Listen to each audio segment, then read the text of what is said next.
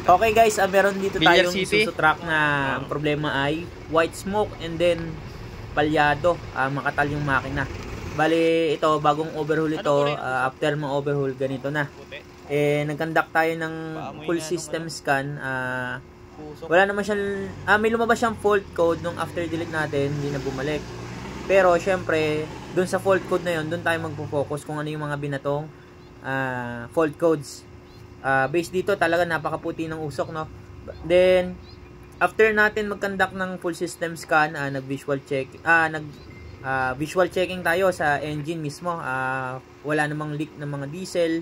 And then yung sa data stream, nakita natin nagkakaroon ng problema sa fuel compensation. Bale, ang isang suspensya natin is yung injector. Kasi kapag ka nag-overheat ang isang truck or ang isang sasakyan, may mga naapektuhang parts. Kaya ito yung nakikita nating problema. Ito, napacheck na rin dati yung injector before, wala daw problema. Pero syempre, iba't iba tayo ng opinion at iba't iba tayong karanasan. Dito, nag-base tayo sa fuel compensation na bagsak talaga siya. Kaya nag-decide tayo na bumili yan. Kung makikita nyo, yung injector ng lumalabas, iba't iba 2, 3, 4, ibig sabihin random.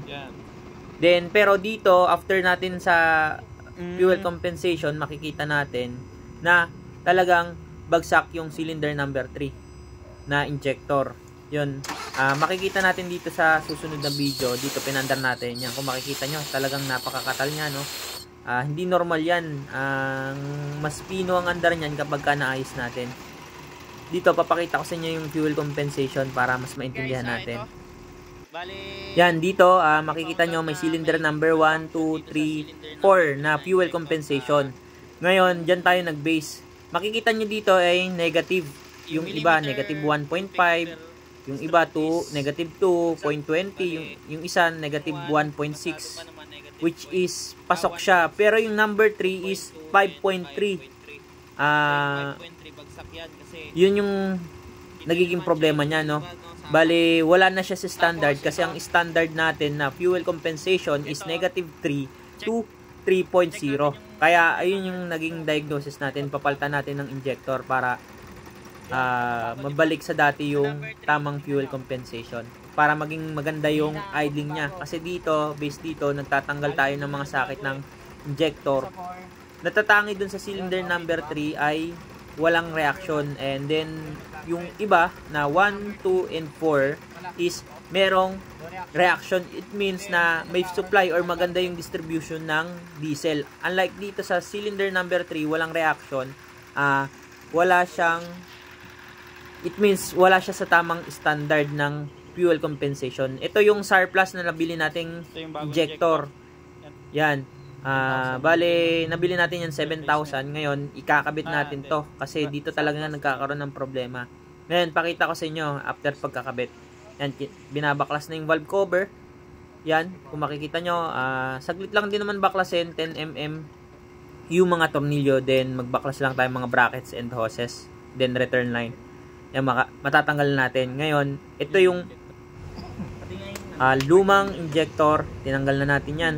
Bale, ikakabit natin. Yan, kinakabit ko na at medyo mahirap din tanggalin. Then ito, kung makikita nyo yung fuel compensation, yan, pumasok na sa standard. Dati na 5.3, ngayon 0.3. It means pasok na siya sa standard. Yan, pakita ko sa inyo kung, yan o, kita nyo naman na yung andar nung engine is hindi na makatal.